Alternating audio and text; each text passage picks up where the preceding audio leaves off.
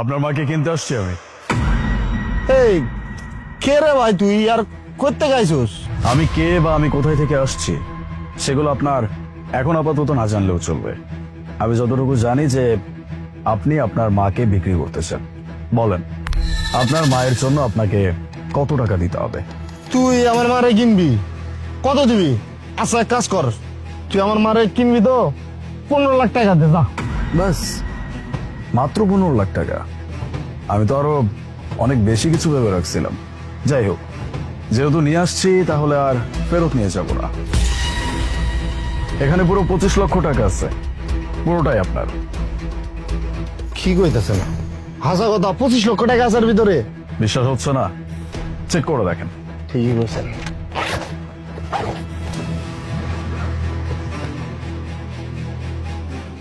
হায় হায় হাসাই দেখি 25 লক্ষ টাকা আছে এর ভিতরে।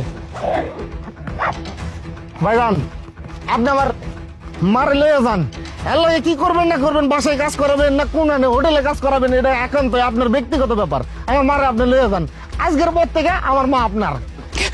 বাজান, এটা তুই কি করতেছস? কি করতেছস তুই? এটা একটা অপরিচিত লোকের কাছে আমার তুই বেচে দিতেছস? হ্যাঁ, তুই ভুল গেছস আমি তোর মা?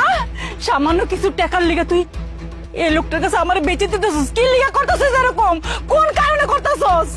এই বুড়ির ঘরের বুড়ি, তোর বয়স কত হয়েছে দেখছোস? আর তুই আমার মা, বাসায় থেকে কি করছ? একটা কাজ কাম তো ঠিক মতো করতে পারোস না। তোরা আমি এমনিতেও বিক্রি করে দিতাম। কালকে জুয়া খেলে প্রায় 12 লাখ টাকার মতো হারছি। তোরা না বিক্রি করলে এই টাকা পামু কই? ভাইজান এত কথা করার দরকার নাই, আমার মার আপনি নিয়ে যান তো। দেখুন, আপনার মায়ের জন্য আমি আপনাকে পুরো 25 লক্ষ টাকা দিচ্ছি। দ্যাট মিনস আপনার মাকে আপনার কাছ থেকে আমি 25 লক্ষ টাকা দিয়ে কিনে নিচ্ছি। সো আজকের পর থেকে আপনার মায়ের উপরে না আপনার কোনো অধিকার থাকবে, না আপনি কোনোভাবে ওনার উপরে কোনো প্রকার হস্তক্ষেপ করতে পারবেন। না না ভাইজান, আমার মার আমি আজকের পর থেকে মানে এখনকার পর থেকে আমার মার আমি চিনি না। আপনি আমার মায়ের নিয়ে যান। বাজান এমন করিস না, আল্লাহ সরিব না বাবা। বুড়ির ঘরে বুড়ি কি কইতাছে বুঝছ না? হ্যাঁ থেকে আমি 25 লক্ষ টাকা নিছি, তোরা বিক্রি করে দিয়ে যাই আনতে যা। বাজান এরকম করিস না বাজান, আমি অপরিচিত লোকের লাগে যাবো না বাবা, এমন করিস না, আল্লাহ সরিব না। Thank you very much. আপনি আপনার টাকা পাইছেন, আমি আমার মানুষ টাকা পাইছি। That's it. আমি তাহলে চললাম। চলেন। বাজান, বাবা এমন করিস না। তোর মতো মা এরকম 25 লাখ টাকা পাইলে আমি 10টা মারে বিক্রি করে দিতে পারি। আইছে মা শাস্তে। ছাড়েন আপনি। আপনি আমার এতগুলি টাকা দিয়া আমার মতো একটা বয়স্ক মানুষের আমার ছেলের কাছ থেকে কি লেগে কিনে নিছেন? হ্যাঁ, আমি তো এমনি অসুস্থ, আমি কোনো কাজ কাম করতে পারি না। আমি যে আপনার রান্না করে খাওয়াবো, আপনার ঘরের কাজ করে দিব, তাও তো আমি পারবো না। এতগুলি টাকা আপনি কি লেগে নষ্ট করছেন একটু কইতে পারবেন? রিল্যাক্স, আপনি একটু শান্ত হন। দেখেন, আমি যা করছি এটা আপনার ভালোর জন্যই করছি। হ্যাঁ, আমার ভালোর জন্য মানে? হ্যাঁ, আপনার ভালোর জন্য। অ্যাকচুয়ালি ব্যাপারটা হচ্ছে যে আমার অফিসের বাইরে একটা চায়ের দোকান আছে। আমি বলতে পারেন যে প্রতিদিনই ওখানে চা খাই। কালকেও খাচ্ছিলাম। তো খাওয়ার সময় আপনার ছেলের কথোপকথন শুনে ফেলছিলাম। আর কথাগুলো ছিল এমন, তারা 3জন ছিল, এরা জুয়া খেলছে। এই জুয়া খেলার মাধ্যমে আপনার ছেলে প্রায় 10 থেকে 12 লাখ টাকার মতো হেরে গেছে। এই টাকা শোধ করার মতো টাকা আপনার ছেলের কাছে ছিল না। এই জন্য যাদের কাছে সেই টাকাটা হারছে তারা দুজন মিলে আপনার ছেলেকে এইটাই বলছিল, যদি আজকের মধ্যে আপনার ছেলে সমস্ত টাকা পরিশোধ করতে না পারে সেক্ষেত্রে আপনাকে তাদের হাতে তুলে দিতে হবে। আপনি একটা বয়স্ক মানুষ, আপনাকে যদি যে কোনো হসপিটালে নিয়ে গিয়ে বলা হয় যে আপনি স্ট্রোক করে মারা গেছেন, এটা যে কেউ বিশ্বাস করবে। তাদের প্ল্যান ছিল আপনার ছেলের কাছ থেকে আপনাকে তারা নিয়ে নিবে, এরপরে হসপিটালে গিয়ে বলবে যে আপনি মারা গেছেন, এরপরে আপনার কিডনি থেকে শুরু করে আপনার মূল্যবান যত পার্টস আছে আপনার শরীরের, এগুলো নিয়ে তারা সেল করে দিবে, দিয়ে সেখান থেকে নিজেদের টাকাটা তারা নিজেদের করে দিবে। That's it. যখন কথাগুলো আমি শুনলাম তখন আমার কাছে কেন যেন মনে হইল যে কাজটা হইতে দেওয়া ঠিক হবে না। আর আমার কাছে আল্লাহর রহমতে টাকা পয়সা কোনো কিছুর অভাব নাই।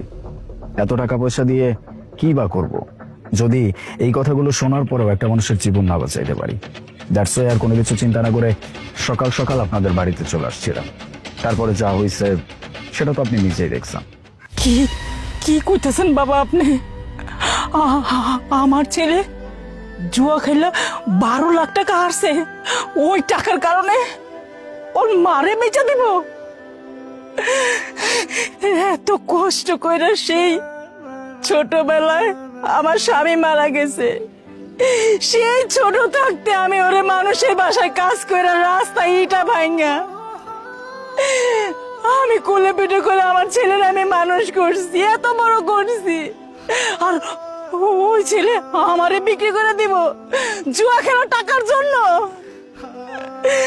হে আল্লাহ, এই দিন দেখার আগে তুমি আমার মরণ দিলা না কেন লিগা? মরণ দিলা না কেন? আসলে ব্যাপারটা কোন জায়গায় জানেন তো, দাঁত থাকতে অনেকেই না দাঁতের মর্যাদা দিতে জানে না। যার আছে সে বোঝে না, আর যার নাই সে খুব ভালো করে জানে যে মা বাবা পৃথিবীতে না থাকলে একটা সন্তানের উপর দিয়ে কি চায়। আপনি আমার এত বড় উপকার করছেন, আপনার আমি ধন্যবাদ দিয়ে ছোট করবো না। ঠিক আছে বাবা, আমি তাহলে যাই। দাঁড়ান, বলছিলাম আপনারও তো এই পৃথিবীতে এখন আর কেউ নাই। আমি জানি, আমি আপনাদের সম্পর্কে খোঁজ খবর নিচ্ছি। আমারও না আপন বলতেই দুনিয়াতে কেউ নাই। সেই ছোটবেলায় মা বাবাকে হারাইছি। তো আপনি বলতে পারেন যে আমার কাছে টাকা পয়সা বাড়ি গাড়ি কোনো কিছুর অভাব নাই। আমার সুখের জন্য যা কিছু লাগবে আমি সবকিছু নিয়ে নিতে পারবো। তো আমি না চাইলেও কখনোই টাকা দিয়ে আমার বাবা মাকে ফেরত আনতে পারবো না। আপনি যদি রাজি থাকেন তাহলে আপনার এই ছেলের মা হয়ে আপনি থাকতে পারবেন না? মানে আমি চাই আপনি আমার সাথে থাকেন, আমার মা হয়ে থাকেন। আপনার কিচ্ছু করতে হবে না, থাকবেন। কি বাবা, আমি তোমার মা হয়ে থাকবো? ও বাবা, তোমার মতো এরকম সন্তান পাওয়া তো ভাগ্যের ব্যাপার। আর আমি কোনো ভাবতে পারিনি আমার মতো এমন অভাগিনী একটা মহিলা তোমার মতো এরকম একটা সন্তানের মা হয়ে থাকতে পারবো। ও বাবা, আমি যাবো, আমি তোমার সাথে যাবো। আমি আজকে অনেক খুশি। আমি আপনাকে বলে বুঝাইতে পারবো না আমি ঠিক কতটা খুশি। আপনি একটু আগে আমাকে বললেন না যে আপনি অসুস্থ মানুষ, আপনি কোনো কাজকর্ম পর্যন্ত করতে পারবেন? আপনার কিছু করতে হবে না। আপনি শুধু পায়ের উপর পা রেখে নিজের জীবনটা উপভোগ করবেন। আমি শুধু আমার মাকে মা বলে ডাকার সুযোগটা পাবো আর কি। চলো আসুন।